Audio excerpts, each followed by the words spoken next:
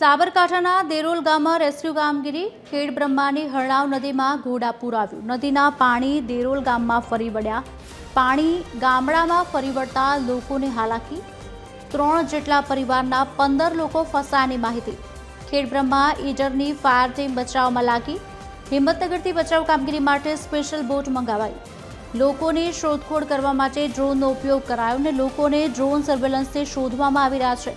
15 લોકોને બચાવવા તંત્રએ જહેમત શરૂ કરી છે। મામલતદાર, તાલુકા પંચાયત તંત્ર ઘટના સ્થળે, ખેડબ્રહ્મા પોલીસ પણ ઘટના સ્થળે પહોંચી।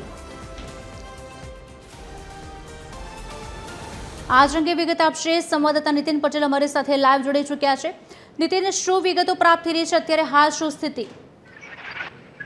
સાબરકાંઠા જિલ્લામાં અવિરત વરસાદ વરસી રહ્યો છે અને ખાસ કરીને ઉપરવાસમાં પણ વધુ વરસાદ જોવા મળી રહ્યો છે। આ વધુ વરસાદના પગલે નદીઓમાં નવા નીર જોવા મળી રહ્યા છે। ખેડબ્રહ્માની હરણાવ નદી 2 કાંઠે વહેવા લાગી છે અને આ નદી ઘોડાપૂર જેવી નદીમાં પરિસ્થિતિ સર્જાતા નદીના પાણી ગામડાઓમાં ઘૂસી ચૂક્યા છે।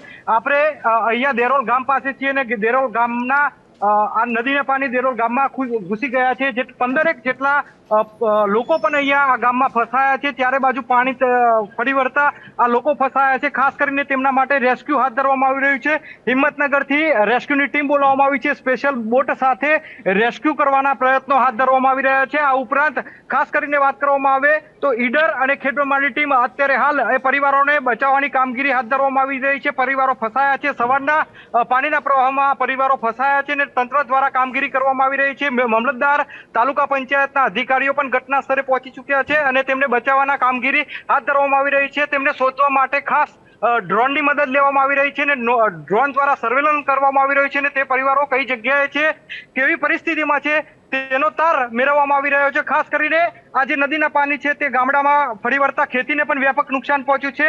જ્યાં જુઓ ત્યાં પાણી જ પાણી જોવા મળી રહ્યું છે। રોડ ઉપર પણ પાણી જોવા મળી રહ્યા છે। ખાસ કરીને અહીંયા સવારથી જ આ પરિસ્થિતિ જોવા મળી રહી છે, જેના કારણે અહીંના લોકોને ભારે હાલાકી પડી રહી છે। જી આભાર નીતિન, સમગ્ર માહિતી આપવા બદલ। હિંમતનગરથી બચાવ કામગીરી માટે સ્પેશિયલ બોટ મંગાવાઈ છે, ત્યારે લોકોની શોધખોળ કરવા માટે ડ્રોનનો ઉપયોગ કરવામાં આવી રહ્યો છે।